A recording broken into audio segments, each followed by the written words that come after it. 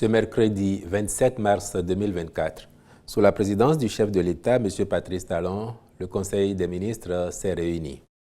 À l'issue de la séance, les décisions que voici ont été prises.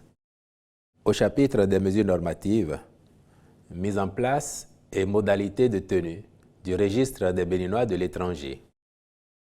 Dans la perspective de l'amélioration de la qualité des services consulaires offerts aux Béninois de l'étranger, dans un contexte de digitalisation croissante, il est prévu de mettre en place un système favorisant le recensement de nos compatriotes vivant hors du pays afin de constituer le registre des Béninois de l'étranger.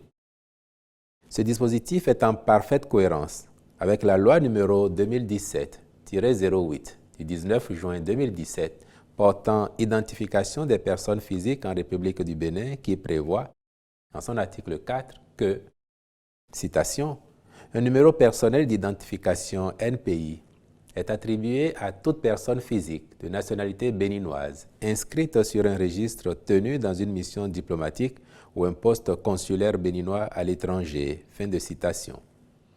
Au demeurant, la finalité est de permettre aux Béninois qui y sont inscrits de demander à l'État de leur assurer la jouissance de leurs droits de Béninois vivant à l'étranger. C'est pour fixer les conditions et modalités d'enregistrement que le présent décret est adopté. Il prescrit que l'inscription au registre est gratuite et individuelle.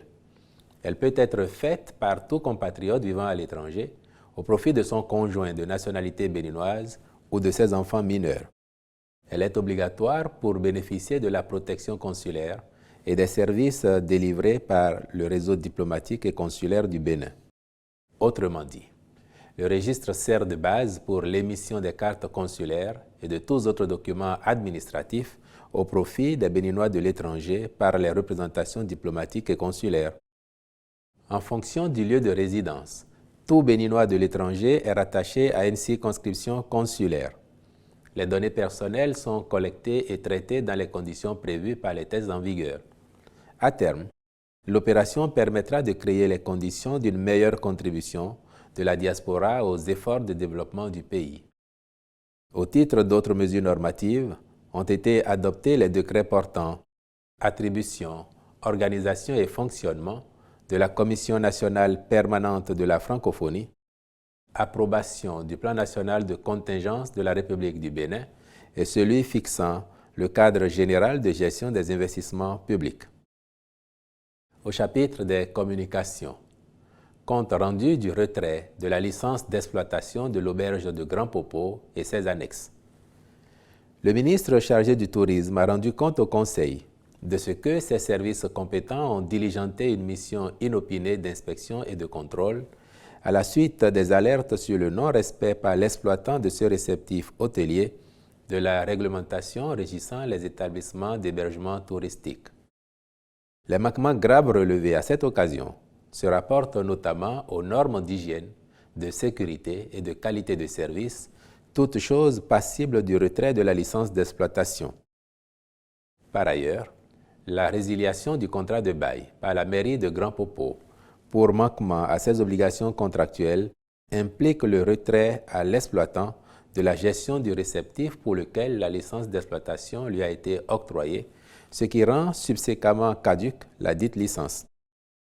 Le défaut de respect des clauses contractuelles se rapporte entre autres aux arriérés de loyer dus par l'exploitant et aux factures impayées de consommation d'eau et d'électricité sur plusieurs mois. Pour toutes ces raisons, et à la suite des diligences infructueuses effectuées par la mairie, l'État restant propriétaire des infrastructures, le Conseil a instruit le ministre, de même que tous les autres qui sont concernés, à l'effet d'appliquer les tests en vigueur. Un maître d'œuvre devra également être identifié en vue de la réhabilitation des infrastructures aux normes et standards requis en cohérence avec les orientations du gouvernement dans le domaine touristique. Au chapitre des rencontres et manifestations internationales, il a été autorisé la participation du Bénin à la 91e session générale de l'Assemblée mondiale des délégués nationaux de l'Organisation mondiale de la santé du 26 au 30 mai 2024 à Paris en France.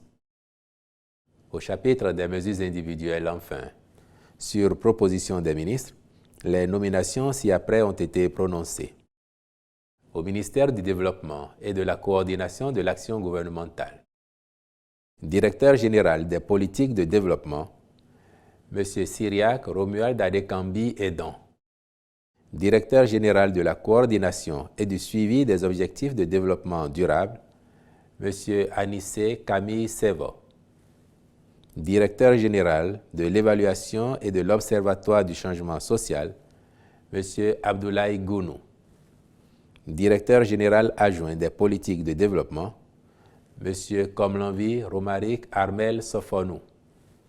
Directrice générale adjointe de la coordination et du suivi des objectifs de développement durable, Mme Gloria Peace Dekouhwe Gidibi, épouse Balogu. Directrice générale adjointe de l'évaluation et de l'Observatoire du changement social, Mme Pélagie Lechidia Afiavi Dopé de Souza. Directrice départementale du développement du Borgou, Mme Marietou Tamba. Au ministère de l'Intérieur et de la Sécurité publique, Directeur général de la police républicaine, M. Soumaïla Alabi Yaya. Directeur général adjoint de la police républicaine, Contrôleur général de police, Kokou Brice Alawanou, je vous remercie.